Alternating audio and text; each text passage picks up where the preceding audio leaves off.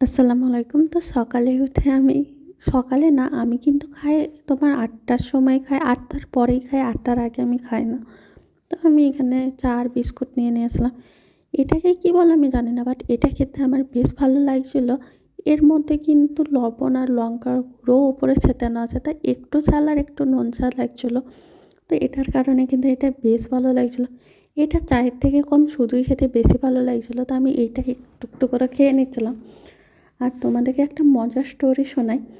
আমার মামাদের নানির বাড়ি থেকে বলা আছে যে কেউ যদি আসে তো মিষ্টি না আনলেও হবে, আমার জন্য যেন বিস্কুট অবশ্যই নিয়ে আসে।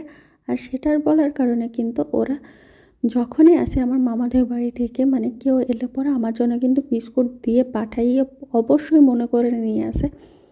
আর আমি কিন্তু মিষ্টি আনতে মানা করেছি, সে কারণে কিন্তু যে মিষ্টি আনে না সেটাও না, মিষ্টিও আনে, কিন্তু বিস্কুটের একটা প্যাকেট হলেও কিন্তু দিয়ে পাঠায় বা নিয়ে আসে এই রকম। আর আমি গেলে পরেও আমার নানি কিন্তু আমার জন্য অনেকগুলো বিস্কুট দিয়ে পাঠায়। আর আমি কিন্তু আর ভিডিও বানাইনি এগুলো খেয়ে। আর আমার ভাইপু কিন্তু কান্না করছিলো আমার ফুফুর বাড়ি যাওয়ার জন্য, তো ওকে নিয়ে গেছিলাম, দিয়ে একটু সন্ধ্যায় লেগে গেছিলো ওকে, ওই কিন্তু আসার নামই নিচ্ছিল না, তো আমি আবার জোর করে নিয়ে আসি। আর এসেই কিন্তু আমার মাথায় একটু ব্যথা করছিলো, সেই জন্য কিন্তু আমি তেল দেবো, সেই জন্য কিন্তু তেলগুলো বের করে নিয়েছি।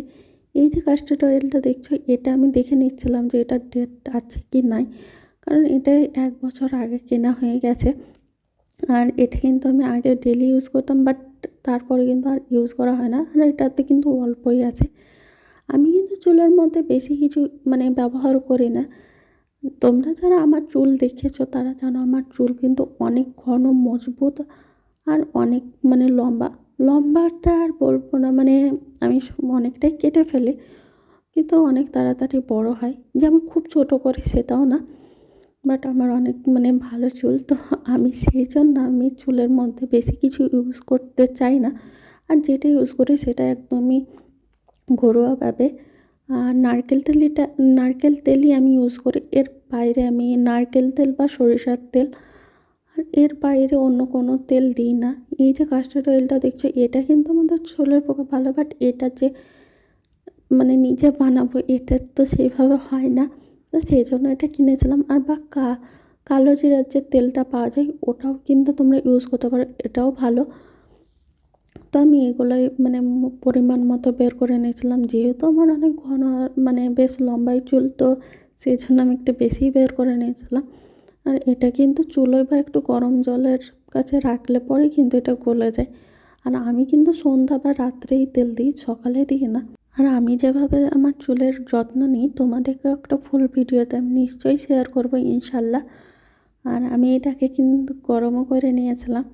আমি কিন্তু রাত 11টার সময় এডিট করতে বসেছি, আর একটু ঠান্ডা ঠান্ডা লাগছে কারণ এখন অনেক বেশি শীত পড়ে গেছে।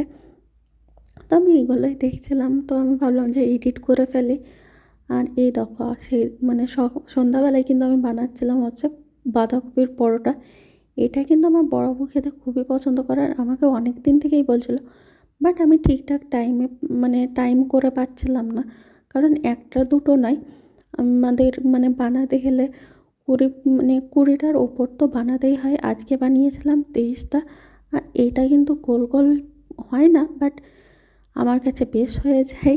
এক একটা হয় বা সবগুলো কিন্তু হয় না, মিথ্যে বলবো না। আর আমরা দেখো সবার খাওয়ার পরে কিন্তু আমি আর আমার দাদা খেতে বসেছি, এইভাবে একসাথেই নিয়ে বসেছিলাম। আমার কিন্তু তরকারি লাগে না, তারপরেও কিন্তু আমি একটু তরকারি নিয়েছিলাম। আর আমার ভাইয়া খাচ্ছিলো সস দিয়ে।